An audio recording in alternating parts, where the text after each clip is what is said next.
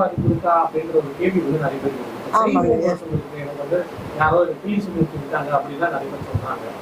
அதுக்கு என்ன பண்றாங்க? அதுக்கு ஒரு விஷயத்த சொல்லிட்டு அதுக்கப்புறம் நம்ம வந்து லைஃப் ஆரம்பிச்சோம்.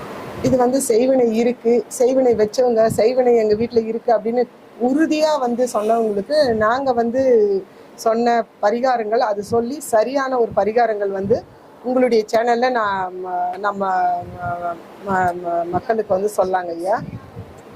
என்னன்னா, இது வந்து புது சட்டி சொல்லுவாங்க ஐயா. சட்டி சட்டி மாதிரி ஒரு, அது மடக்குன்னு சொல்லுவாங்க. அது பேர் மடக்கு. சட்டியை விட சின்னதா இருக்கும், அது பேர் மடக்கு.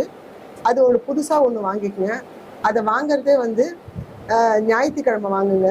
அதை வாங்கிட்டு அந்த ஞாயிற்றுக்கிழமை நாளில் நாய் உருவி செடி, செந்நாய் உருவி செடி கிடைச்சதுன்னா பெஸ்ட்டு. இல்லைன்னா அது கிடைக்கிறது ரொம்ப இதுதான்.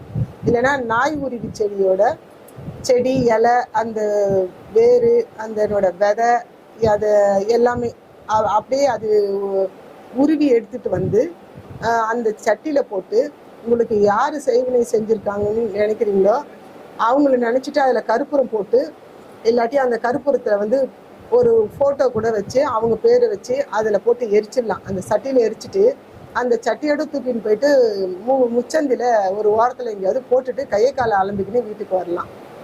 இது இன்னும் விளக்கமாக உங்களுக்கு வேணும்னா, செய்வினை இருக்குது, எங்கள் வீட்டில் வந்து கல்யாணம் ஆகக்கூடாது அப்படின்றதுக்காக யாரோ ஏதோ பண்ணியிருக்காங்க, என் பிள்ளைங்களுக்கு கல்யாணம் ஆகலை, பொண்ணுக்கு கல்யாணம் ஆகலை அப்படின்னு நிறைய பேர் சொன்னால் அவங்க நேரடியாக எனக்கு ஃபோன் பண்ணுங்கள். நான் உங்களுக்கு அந்த செய்வினையிலேருந்து வெளியில் வரத்துக்கு வழி சொல்கிறேங்க ஐயா.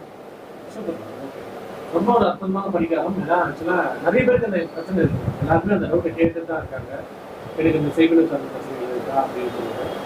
இப்ப ஜாதகத்துல இந்த மாதிரி விஷயங்கள் இருக்குன்றது நம்ம கண்டுபிடிக்க முடியுமா? இல்ல உங்ககிட்ட ஜாதகம் கண்டிப்பா கண்டுபிடிக்கலாம் ஐயா.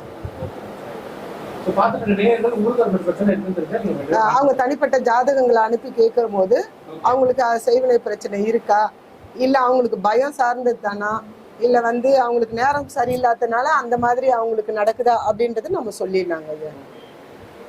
மேடம் வந்து பாத்தீங்கன்னா 12 ராசிக்காரர்களுக்கும் உண்டான இந்த கோயில்கள் வந்து சொல்ல போறாங்க. அது எல்லாருமே நோட் பண்ணி வச்சுட்டு பயன்படுத்திக்கோங்க.